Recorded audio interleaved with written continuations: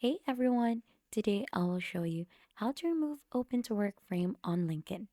So if you have previously added an open to work option on your LinkedIn profile and you have forgotten how to remove it, don't worry. We'll walk you through the steps on how to do it. First, just log in onto your account and head onto your profile page. As you can see, we're currently on our profile page already.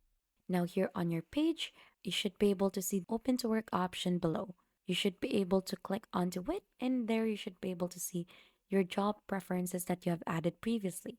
Now you could click on this pencil icon to proceed. Right after, if you click on the pencil icon, there should be a delete option below. You'll just have to simply click onto it and it will delete the job preferences. And by that, you will no longer also share with others that you're open to work. So just click on delete again.